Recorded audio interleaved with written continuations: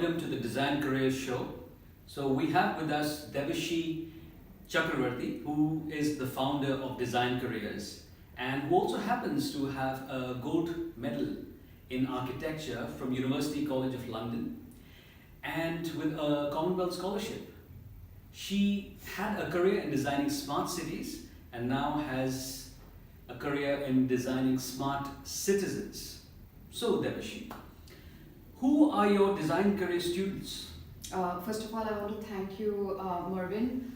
Mervyn himself is an international expert in this area, and he has been training in Australia and across the globe. So, coming back to the question, my students are busy professionals. Okay. So I myself had a career being like working for 16 hours and then getting trained. That's what I do in design careers, right? So busy professional means that somebody like you who is working 5 days in corporate and getting trained either in the evening classes.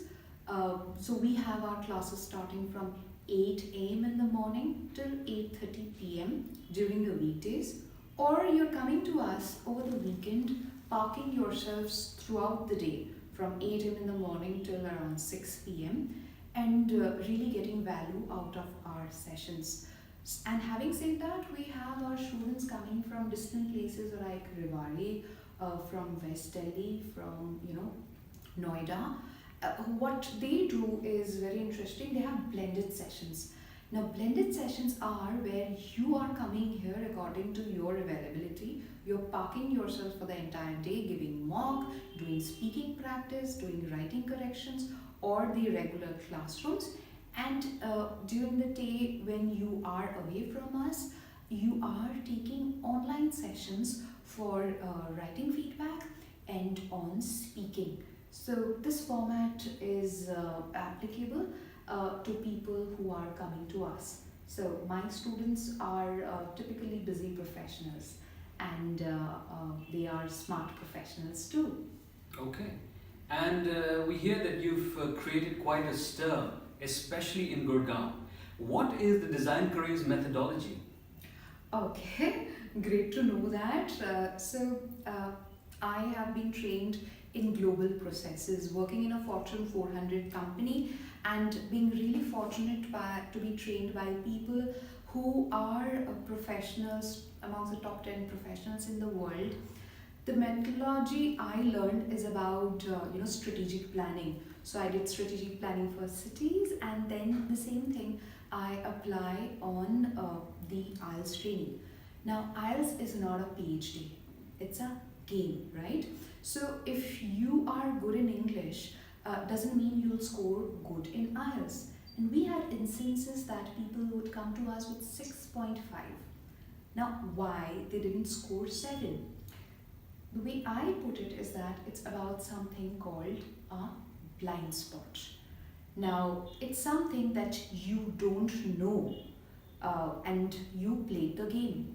So, this blind spot stops you from getting that score. I'll give you an example.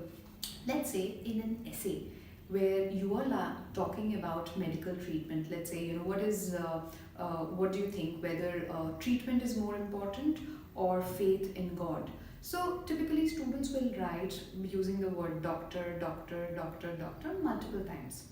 Now, it's not an English error, and somebody who's good in English would write the entire essay pretty well by doing that. But in IELTS, you lose marks because you're not doing something which is called showing the range of vocabulary lexical resources. You need to use medical practitioners, healthcare experts, so on and so forth. That's a blind spot where you lose marks and you have no clue why you are losing it. So in design careers, we make the blind spot a tangible, measurable, smart rule. So, and we don't know how many blind spots typically a person has. So depending on that, somebody will end up doing a crash course, which is for 3 weeks. Somebody might do just a weekend course and they're good, only mock and feedback, and also might do a specialized course which is English for IELTS on grammar. So I don't know which is your blind spot, so you need to do an assessment by one of our trainers and strategize your IELTS preparation according to it. So that's how we operate. In a country like India, Devashi, a lot of people speak English well, especially in our cities. Right. Now, why do you think they need training in IELTS? That's a very relevant question. Like, something I should tell you, I didn't take any training. Okay, and I had all the scholarships and scored very well. So I was preparing for these scholarships, and IELTS was an output of it. But having said that, right, IELTS, if there's enough information online. Now, if you don't get trained, what happens is that you're doing the same thing. You don't know your blind spot, right? So you're repeating the errors. It's like, your efficiency is like a container where you have a lot of gaps. And since you're not aware of the gaps, your efficiency is 100 minus XX. XX are the gaps.